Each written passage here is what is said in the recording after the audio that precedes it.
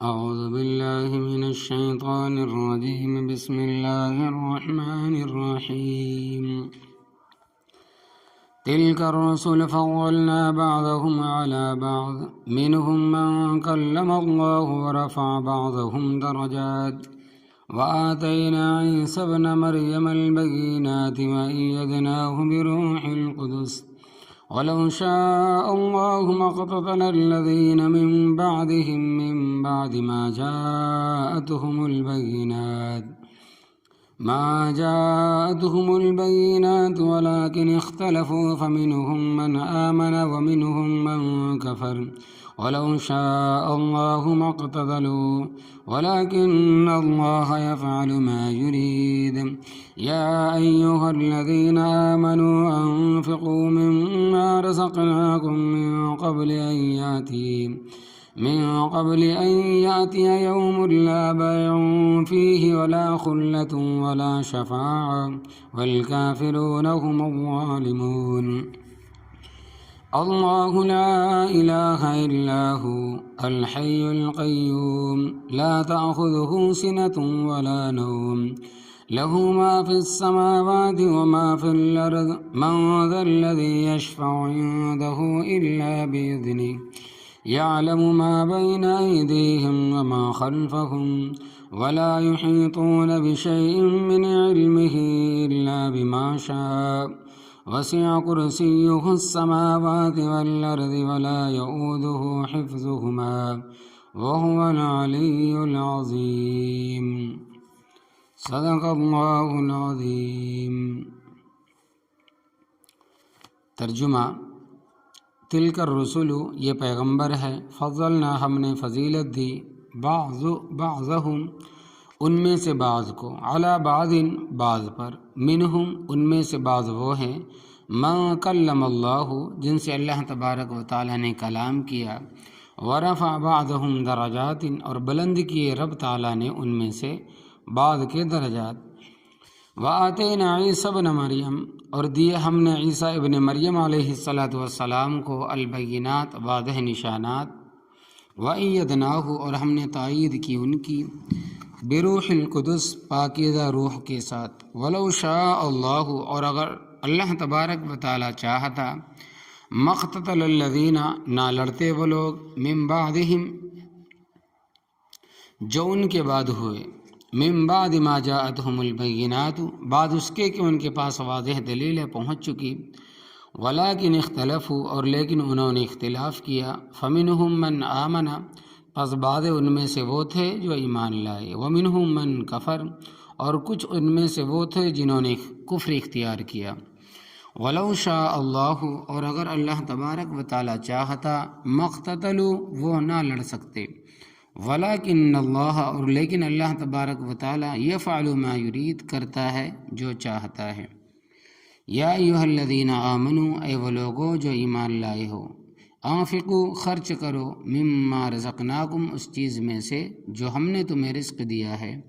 من قبل ان یاتی یوم، پہلے اس کے کہ آئے وہ دن،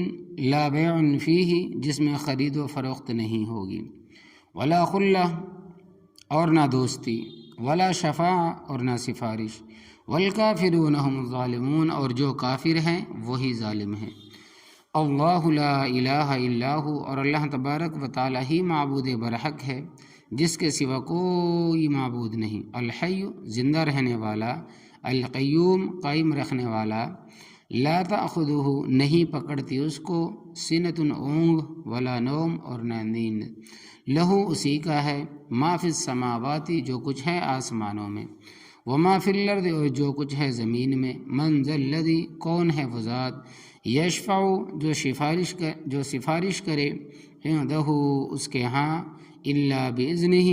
مگر اس کی ذات سے، یعلم، جانتا ہے، ما بین ایدیہم، جو ان کے آگے ہے، وما خلفہم، اور جو ان کے پیچھے ہے،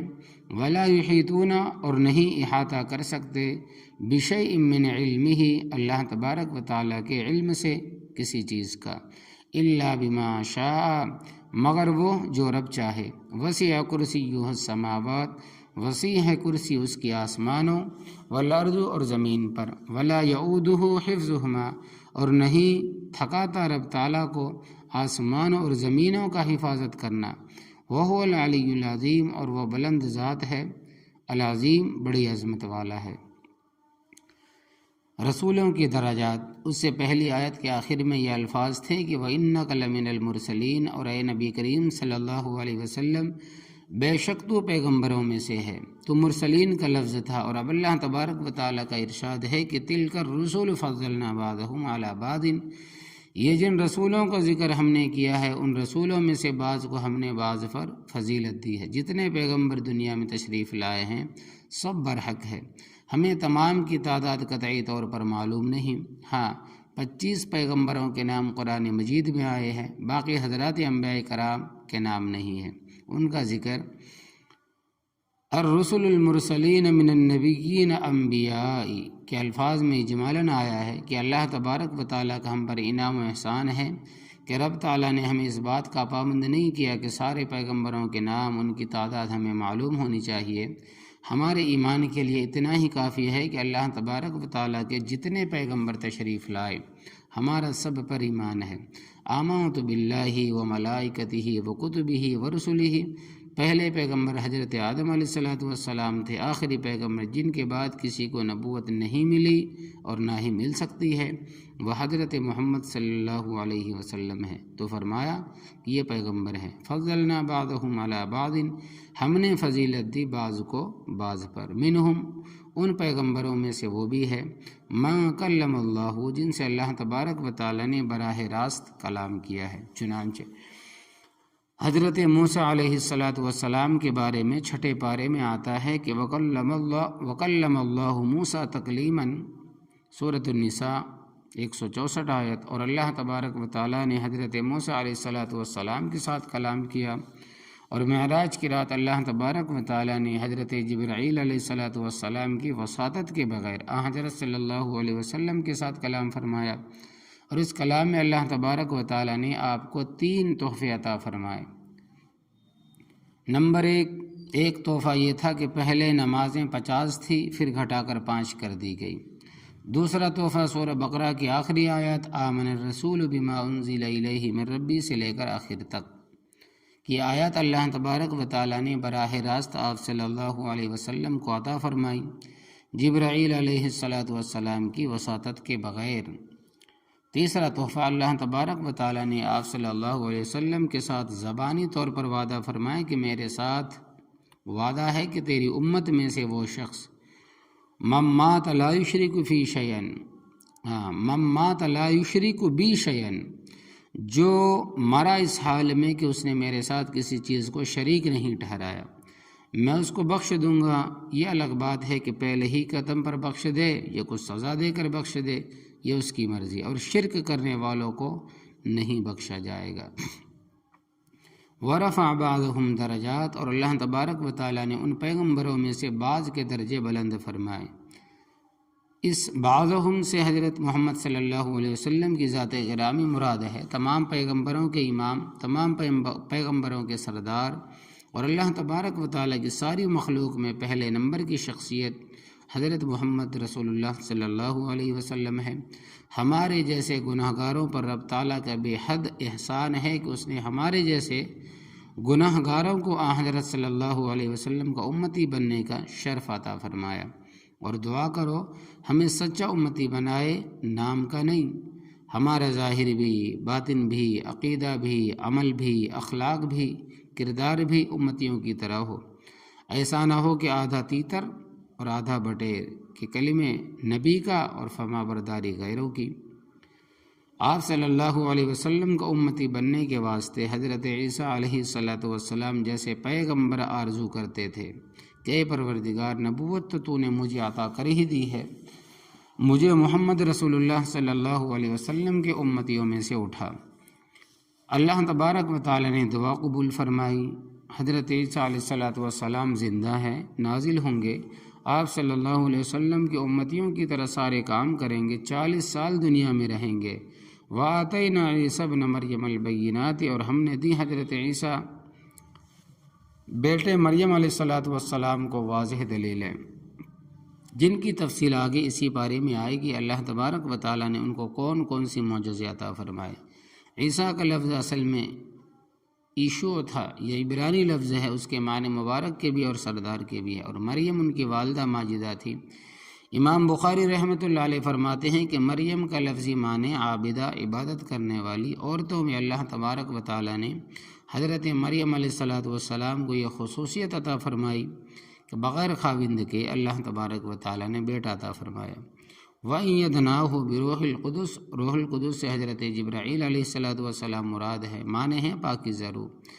دراصل بنی اسرائیلیوں نے اپنی خواہشات کو اسلام میں داخل کر کے اسلام کا نقشہ بگاڑ دیا تھا۔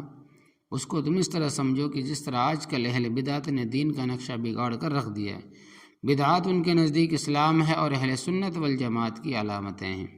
تو حضرت عیسیٰ علیہ السلام نے اصلاح معاشرہ شروع فرمائی،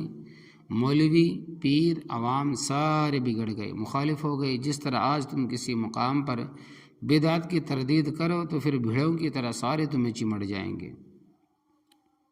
یعنی کہ وہ شہد کی جو مکھی ہوتی ہے اسی طرح تمہارے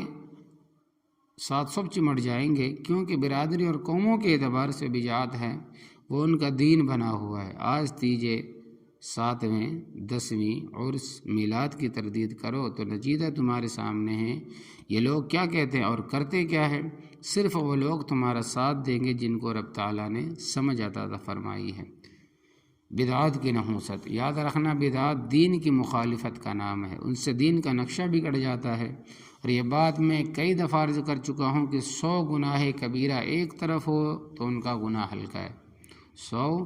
گناہ کبیرہ ایک طرف ہو تو ان کا گناہ ہلکا ہے، اور ایک بدعت کا گناہ زیادہ، اس لیے کہ گناہ جتنے بھی ہیں ان سے دین کا نقشہ نہیں بدلتا،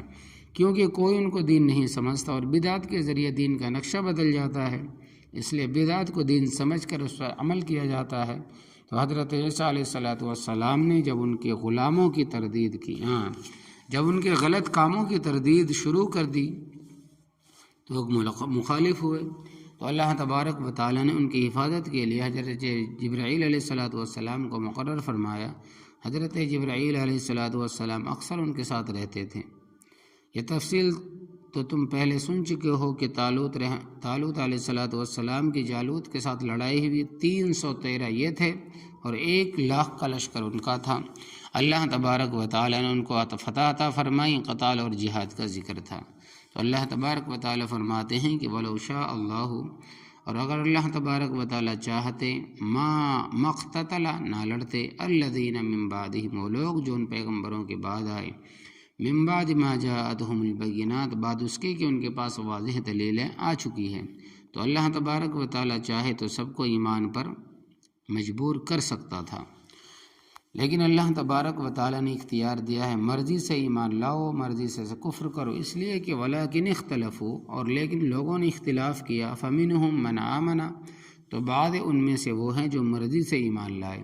ومنہم من کفر، اور ان میں سے وہ بھی ہے جنہوں نے مرضی سے کفر اختیار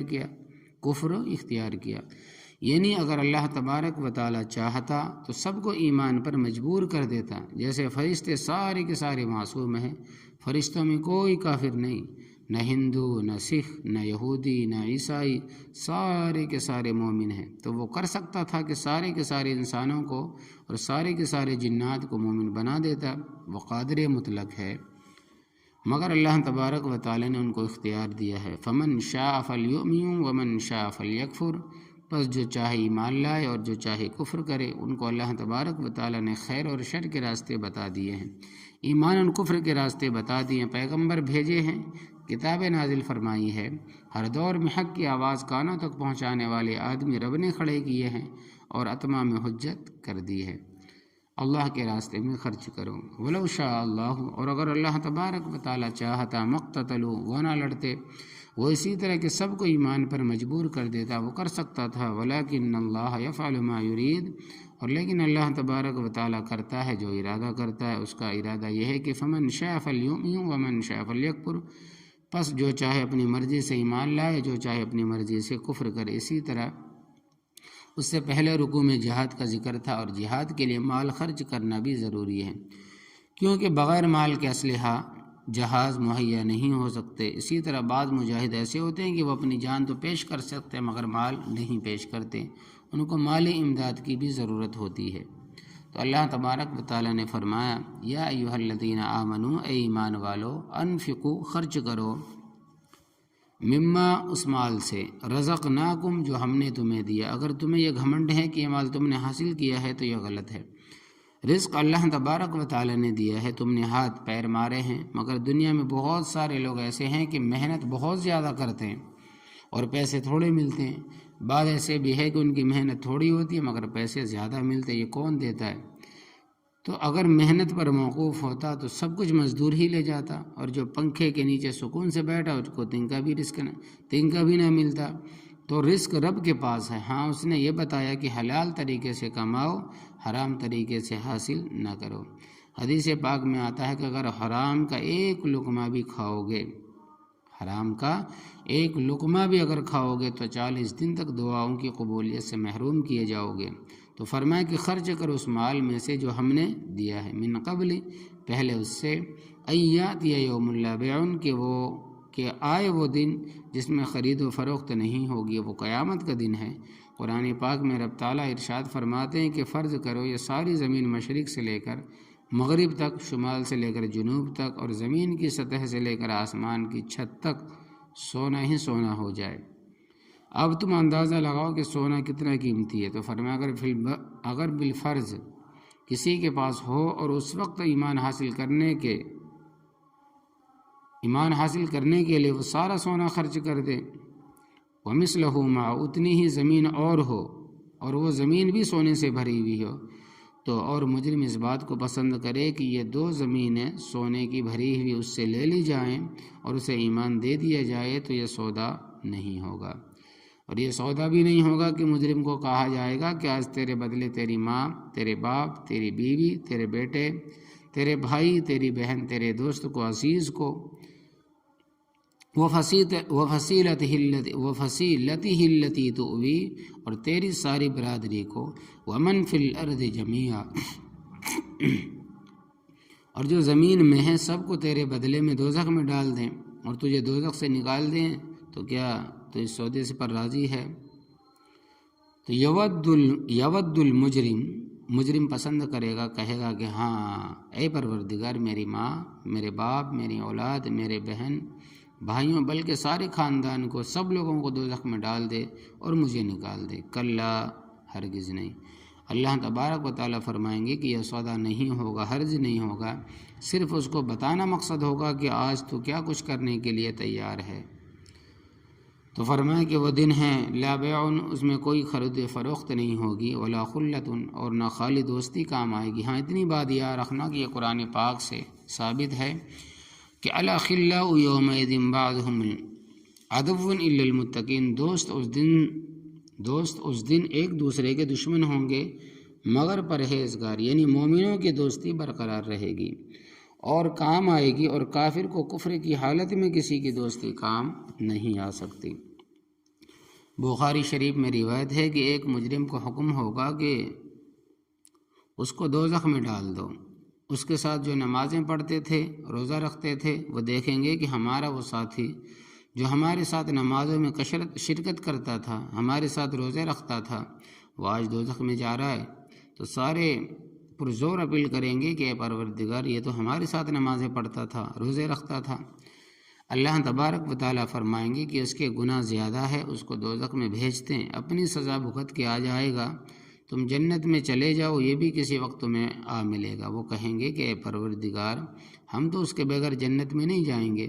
اس کو رب دوزخ میں ڈال دے گا، لیکن پرزور اپیل کریں گے، عاجزی کریں گے، منت کریں گے، سماجت کریں گے، تو رب تعالیٰ فرمائیں گے کہ تم دوزخ میں چلے جاؤ، تمہارے لیے دوزخ جنت بنی ہوگی، اپنے دوست کو بازو سے پکڑ کر اور جنت میں لے جاؤ۔ تو رب تعالیٰ فرمائیں گے کہ تم دوزخ میں چلے جاؤ، تمہارے لیے دوزخ جنت بنی ہوگی، اپنے دوست کو بازو سے پکڑو اور جنت میں لے جاؤ۔ تو مومن کی دوستی کام آئے گی۔ اسی واسطے جماعت کی نماز کا بڑا اثر ہے۔ جن کے ساتھ مل کر نمازیں پڑھے، اٹھے بیٹھے، اگر خود اتنے اعمال نہیں کہ سیدھا جنت میں چلا جائے، بلکہ کمی ہے تو اللہ تبارک و تعالیٰ اس کمی کو ان کی سفارش سے پورا فرمائیں گے۔ ولا شفاع، اور نہ سفارش ہوگی، کافر کے لیے کوئی سفارش نہیں ہوگی۔ مومن کے لیے سفارش ہوگی، اور سفارش حق ہے۔ پیغمبروں کی سفارش ہوگی، فرشتوں کی شفاعت ہوگی، قرآن پاک حافظوں کی ہوگی، قرآن پاک کے حافظوں کی ہوگی، اولیاء کی ہوگی، چھوٹے بچے جو فوت ہو گئے ان کی شفاعت ہوگی۔ درجہ بدرجہ سب کی شفاعت حق ہے، اور کافروں کے لیے بالکل نہیں۔ اس لیے فرمایا کہ والکافرون هم الظالمون، اور جو کافر ہیں وہ ظالم ہیں، ان کے لیے کوئی سفارش نہیں ہے۔ آیت الکرسی کی فضیلت۔ قرآن کریم میں سارا ہی اللہ تبارک و تعالیٰ کا کلام ہے، مگر سارے قرآن میں سب سے زیادہ فضیلت والی یہ آیت الکرسی ہے۔ اللہ لا الہ الا هو الحی القیوم سے لے کر وہو العلی العظیم تک یہ ایک آیت ہے، اور یہ ہر مسلمان کو یاد ہونی چاہیے۔ بخاری شریف کی روایت ہے کہ جو شخص اس کو صبح پڑھے گا، شام تک جنات اور شیطان کے شر سے محفوظ رہے گا، اور جو شام کو پڑھے گا وہ اللہ تبارک و تعالیٰ کے فضل و کرم کے ساتھ صبح تک جنات اور شیاطین سے محفوظ رہے گا۔ یہ خود بھی یاد کرو، اور بچوں کو بھی یاد کراؤ،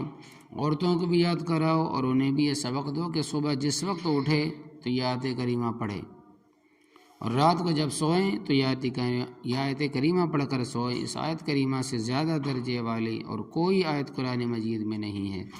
اور اس آیت کو آیت الکرسی کہتے ہیں۔ اللہ لا الہ الا ہو، اللہ تبارک و تعالیٰ ہی ہے، اس کے سوا کوئی الہ نہیں، کوئی حاجت رواں، مشکل کشا، فریاد رس کوئی دستگیر نہیں۔ الحی ہمیشہ سے زندہ ہے، اور اس پر موت نہیں آئے گی، نہ اس کی ابتدا نہ اس کی انتہا۔ القیوم کے دو معنی کرتے ہیں، قائم رہنے والا کہ اس پر زوال نہیں، اور دوسرا معنی قائم رکھنے والا بھی کرتے ہیں۔ انت قیم السماوات والارض، اے پروردگار تو آسمانوں اور زمینوں کو قائم رکھنے والا ہے، یعنی تیرے حکم سے یہ زمین اور آسمان کھڑے ہیں۔ لا تأخذہ سینۃ،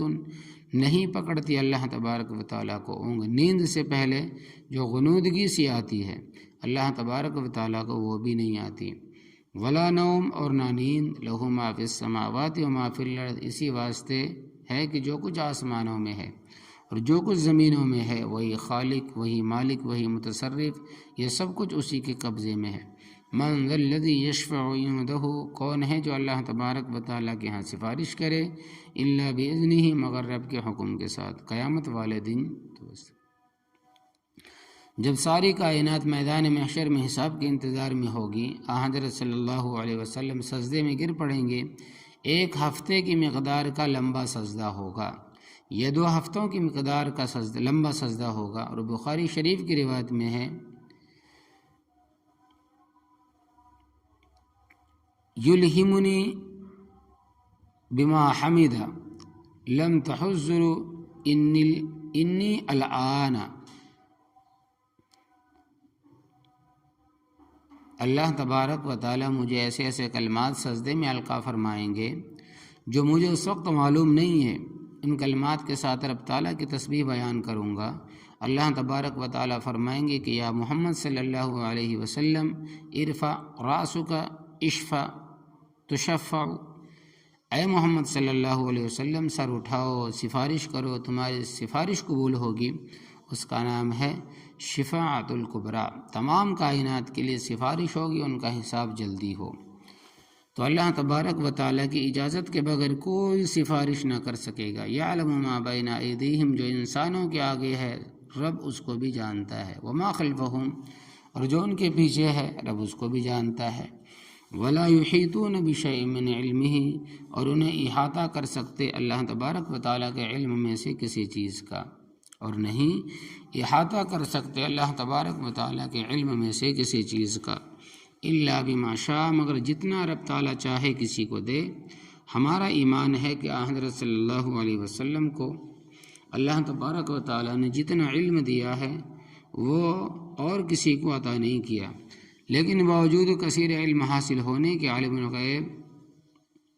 صرف رب ہے، اور عالم الغیب کا معنی یہ ہے کہ ایک رتی اور ایک ذرہ اس کے علم سے خارج نہ ہو، اور وہ صرف رب ہے جس کی یہ صفت ہے۔ ہاں،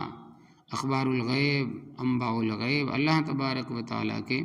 پیغمبروں کو بتائی گئی ہے، اور سب سے زیادہ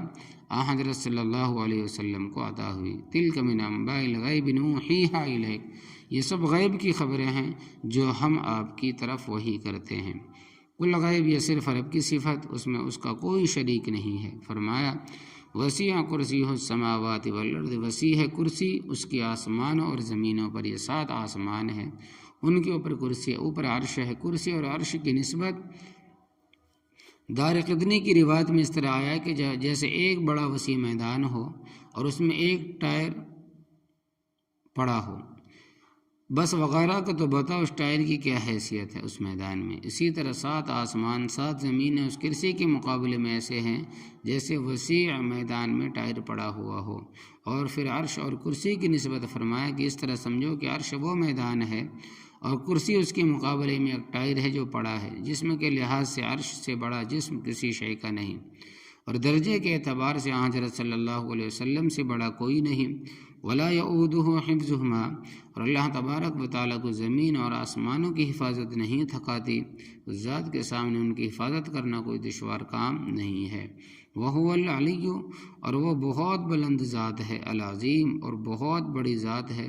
تو آجش شوق کے ساتھ صبح کے وقت بھی آیت الکرسی پڑھو اور شام کو سوتے وقت بھی پڑھو، عورتوں کو بچوں کو پڑھاؤ تاکہ تم جنات اور شیاطین کے شر سے محفوظ ہو جاؤ۔ یہ قلعہ ہے، قلعہ یعنی کہ بچنے کی یہ گھر ہے، دیوار ہے، قلعہ ہے شیطانوں سے۔ تو اللہ تبارک و تعالیٰ